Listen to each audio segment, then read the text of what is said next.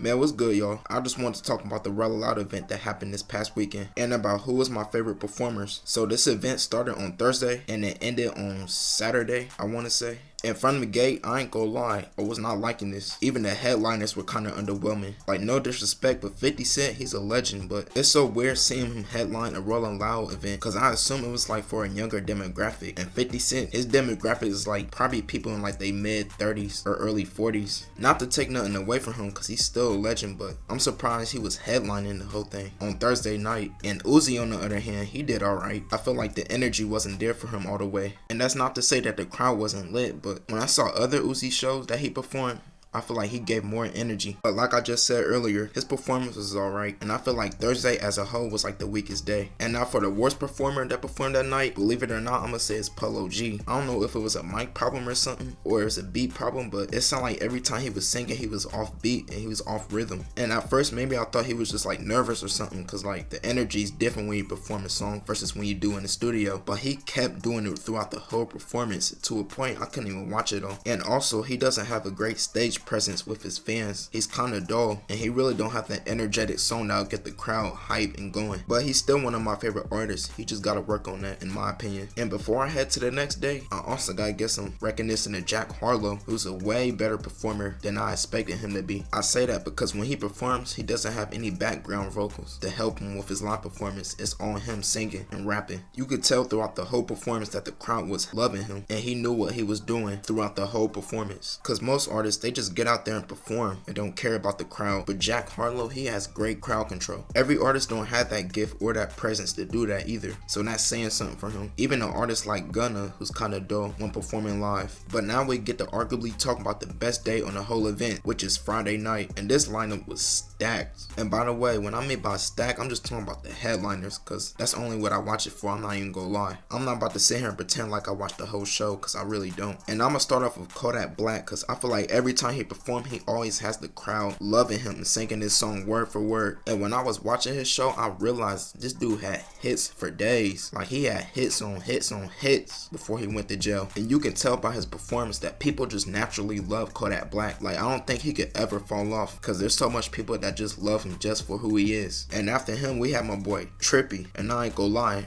while he was performing, I swear that he was gonna have the greatest performance in the whole show. He came out to his most hyped song, Dark Knight Dumbo, and followed it up to his other most hyped song, Mr. Rage, and the whole crowd went wild. Even I was feeling the energy, and I wasn't even there, but it felt like I was. And I don't care about this, but this gonna be a hot controversial take. I don't care what nobody say. I feel like Trippy is one of the greatest artists to perform live in his generation. He's definitely top 5 for sure. Now, this performance right here was definitely the best performance, because at first I was saying that Trippy was, but then when I saw J. Cole, yeah, it was a wrap.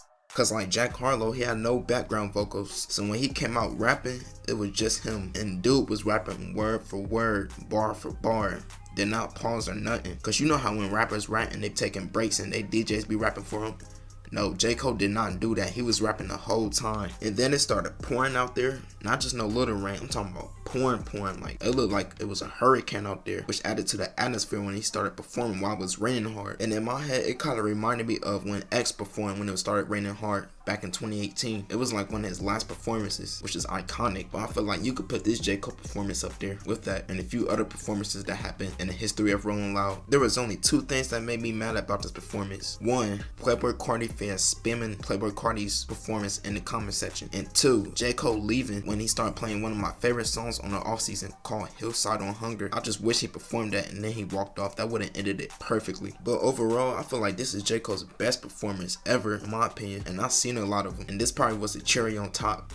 Now we talk about the man, the myth, the legend, Playboi Carti. And I'm not even gonna lie, this dude performed really well and a lot better than he started out. Cause when he started out, I was mad. I was so mad at his fans for spamming and saying that Playboi Carti's gonna have the best performance tonight. But being honest with you, the crowd had the greatest energy in the whole Rolling Loud event for Playboi Carti. more than anybody, and that's what probably helped carry it, being honest with you. So I can understand the appeal in Playboi Carti fans, but I can also understand why people don't mess with him. Cause when he started doing all that screaming, I was like, yeah, this is ruining the performance. But he also has some highlights in there, especially when he brought Uzi out. That surprised not only me, but everybody else, and all the blogs were talking about it. Friday overall was definitely the best day for the Rolling Loud event in my opinion by far. And I'm not even gonna get to Saturday because I didn't even watch that, being honest with you. And I saw some of Travis Scott's performance, and to be honest with you, it felt like a typical Travis Scott performance. Now I know I might get a lot of hate for saying that, but I'm just being honest, so I ain't really care for it. But this was a little short video of my opinions on the Rolling Loud event. Thank you for watching.